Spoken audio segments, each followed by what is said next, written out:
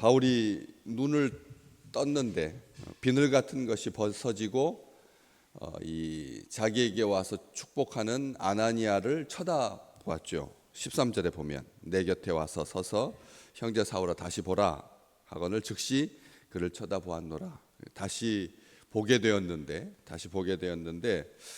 그러면서 이 세상에서 들을 수 없는 가장 아름다운 복의 축복의 말, 하나님의 약속, 우리 조상들의 하나님이 너를 택해서 너로 하여금 자기 뜻 알게 하시고 그 의인 보게 하시고 그 입에서 나오는 음성을 듣게 하셨는데 그를 위하여 모든 사람 앞에서 네가 보고 들은 것에 증인이 될 것이다 라고 하는 정말 온전한 사명, 온전한 달려갈 길, 완벽하죠. 그 더 이상 생애에 있어서 우리 신앙에 있어서 우리 믿음에 있어서 이런 기회, 이런 약속, 이런 현상, 이런 경험, 이런 체험 누가 하겠습니까? 누가 그렇게 할 수가 있겠습니까?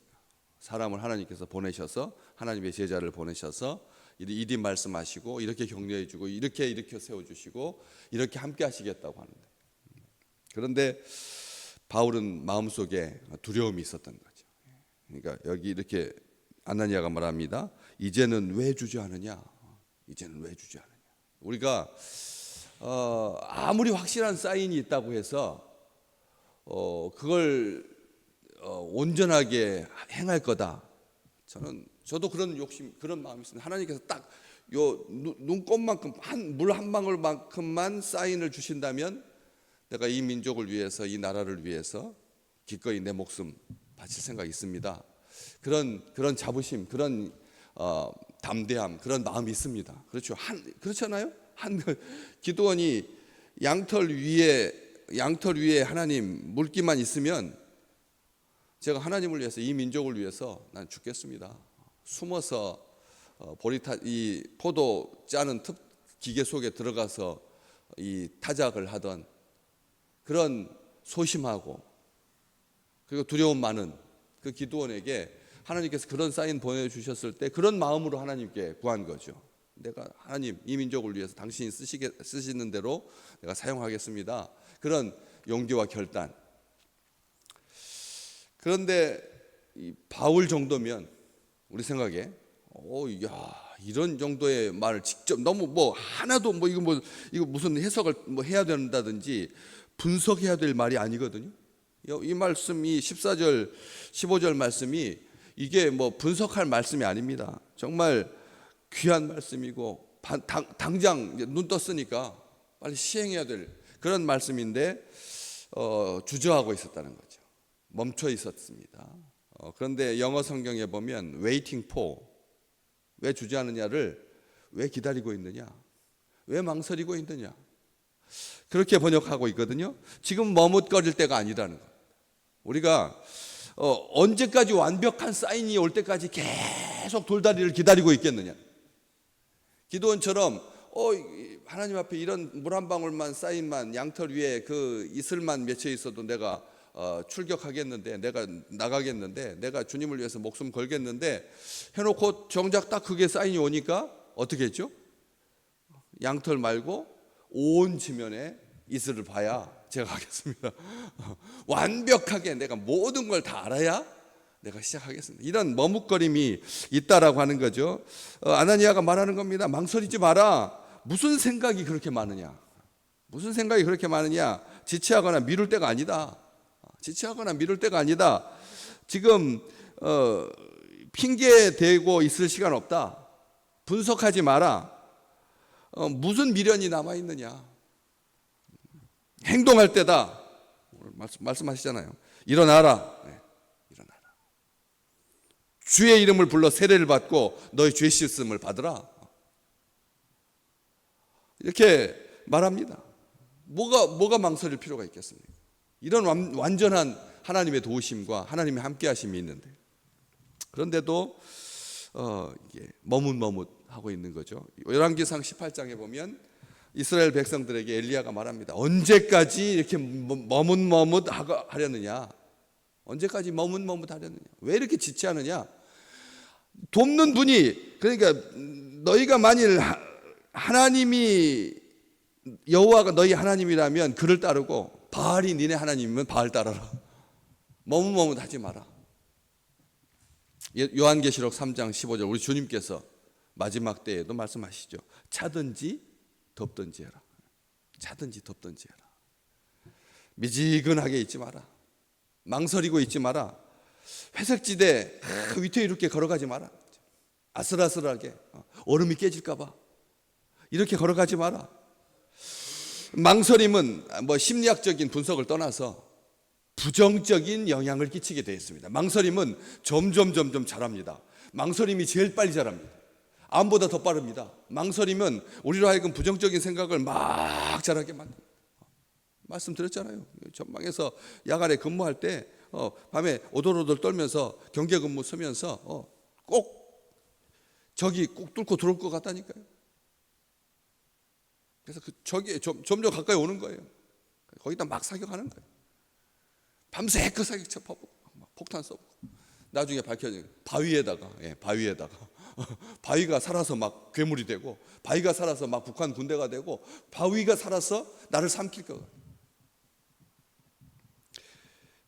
부정적인 영향만 끼치는 것이 아니라 그 망설임은 종종 상실로 이어지게 된다는 거죠. 기회를 잃어버리게 된다. 망설이다가는 기회를 잃게 된다는 거죠. 93%가 망설임 때문에 아무것도 이루지 못한다. 이게 대부분이라는 거예요. 대부분. 93%, 7%만 망설이지 아니하고 즉시 행동하고 나머지 93%는 망설 하다가 망하게 되는 거예요.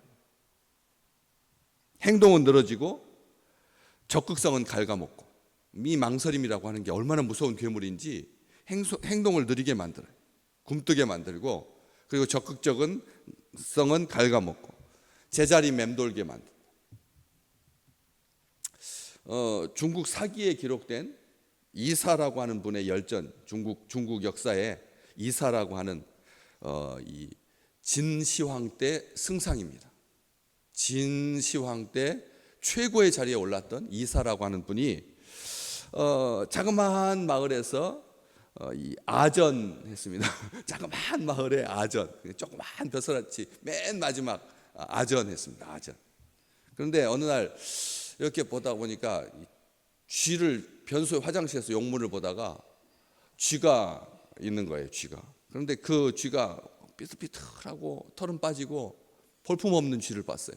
그런데 그 쥐가 사람이 드나들 때마다 깜짝깜짝 놀라고 사람이 화장실 문 열 때마다 깜짝깜짝 놀라고 숨고 그 더러운 음식을 더러운 그걸 먹으면서도 두려워 가지고 마음 편하게 먹지 못하는 그 쥐를 보고 가만히 생각했어요. 그런데 또 창고에 이제 아전 그 마을 창고에 가가지고 이렇게 또 하다 보니까 거기에는 쥐가 있는데 털도 윤기 있고 그리고 그냥 사이즈도 크고 담대하고 넓은 곡식에서 사람이 드나들든 말든 개의치 아니하고 천장에 그 대들보 위로 다니면서 마음껏 먹으면서 잘 살더라. 그래서 이사가 결심합니다. 뭐라고 결심합니다. 내가 어찌 작은 고을 아전 노릇에 일생을 가두겠느냐 하고 일어나서 순자에게 가서 제자가 돼서 공부하고 그리고 진나라의 승상의 자리까지 올랐다. 이게 역사책에 기록되어 있습니다. 그래서 나온 사자성어가 측서지탄. 옛날에는 화장실을 뭐라고 불렀죠? 측간이라고 불렀죠. 그래서 그게 화장실 측자예요. 화장실 쥐가 갈지 한탄할 탄. 한 발 걸을 때마다 탄식하고 한 발 걸을 때마다 염려하고 한 발 걸을 때마다 머뭇거리고 측서지탄이 거기서 나온 한자 성어죠. 우유부단하고 우왕좌왕하고 세대를 탓할 일이 아닙니다. 세대를 탓할 일이 아닙니다. 여호수아는 말합니다. 오직 나와 내 집은 하나님만 섬기겠다. 하나님만 섬기겠다. 하나님의 약속의 말씀이 있고 이미 땅을 차지한 동족들 지파들이 이렇게 많은데 나머지 일곱 지파가 땅을 다 차지했는데 거의 대부분이 차지했는데 나머지 7지파가 그 많은 숫자잖아요. 예. 네 지파 반은 벌써 땅을 차지하고 있는데 7지파가 머뭇머뭇거리는 거예요. 몸은 가나안에 와 있는데, 몸은 가나안 안에 와 있는데 계속 머뭇머뭇거립니다. 그러니까 여호수아가 말합니다. 너희 조상의 하나님 여호와께서 너희에게 주신 땅을 점령하러 가기를 어느 때까지 지체하겠느냐? 어느 때까지 지체하겠느냐? 얼마나 안타까웠으면, 얼마나 안타까웠으면. 여호수아 18장이거든요. 여호수아 18장. 이제 다 끝나갈 때잖아요. 여호수아 18장이니까. 거의 끝 무렵인데 그래도 아직까지도 사인 타령하고 아직까지도 환상 계시 타령하면서 하나님께서 차지하라고 주신 땅인데, 하나님께서 주신 땅인데 머뭇머뭇거리고 있으니까 여호수아가 언제까지 지체할 거냐, 언제까지 머무릴 거냐, 언제까지 망설일 거냐. 무턱대고 하라는 말 아닙니다. 그렇죠? 그냥 덤벙덤벙 하라는 말 아닙니다. 하나님께서 말씀 중에 오늘 이 말씀이 우리 보고 하라는 말씀이잖아요. 멈추라라고 하는 말씀이 아니잖아요. 유두고가 창에 걸터 앉아 있다가 머뭇머뭇하고 있는 거예요. 세상도 보고 그 다음에 안쪽도 보고 창에 걸터 앉았다가 떨어져서 죽었잖아요. 하나님께서 온전함과 진실함으로 우리를 사랑하고 계시는데, 온전함과 진실함으로 우리의 후원자가 주일 말씀 우리 영원히 기억해요. 사도행전 9장 31절 말씀이에요. 주를 경외함과 성령의 위로로 진행하여 그 수가 더 많아지니라. 하나님의 말씀이 하나님의 은혜 가운데 든든히 서가는 그런 성령의 위로로 진행하여 성령께서 후원하여 주고 계시니까 염려하지 말고 앞으로 나가라. 하나님께서 함께 하신다. 무엇이든지 주저하거나 망설이지 마라. 여기 세례받는 것조차 주저했어야 되겠습니다. 주저하지 말고 주님의 이름을 불러서 세례를 받고 너의 죄를 씻으라. 날마다 이것은 우리가 날마다 해야 할 일이거든요.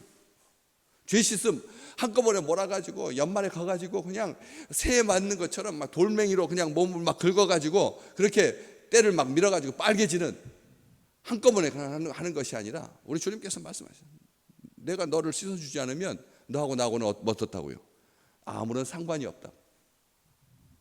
오늘은 우리 주님께서 주신 이 말씀, 지금은 은혜 받을 때고 지금은 구원의 날이고 주님께서 행하라 하시고, 이 말씀으로 우리의 삶 가운데 지체함이 없는 우리 주님께서 하라고 하실 때 볼 때도 즉시 그를 쳐다볼 수 있게 해주셨는데, 그렇잖아요.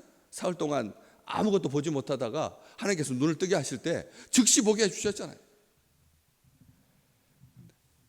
그런 하나님 오늘 또 우리와 동행하시고 우리에게 말씀 주시고 우리에게 능력 주시고 한 방울의 물일지라도 그것이 하나님의 나라를 바라볼 수 있는 멋진 망원경이 되고 현미경이 되어서 우리의 삶 가운데 행하시는 하나님의 그 놀라우심을 마음껏 선포하고 행하는, 그래서 그 기쁨이 큰 하나님께서 마음껏 사용하시는 그릇이 되고 하나님의 도구가 되어서 하나님의 일을 이루는 우리 귀한 식구들 되시기를 주의 이름으로 축복합니다.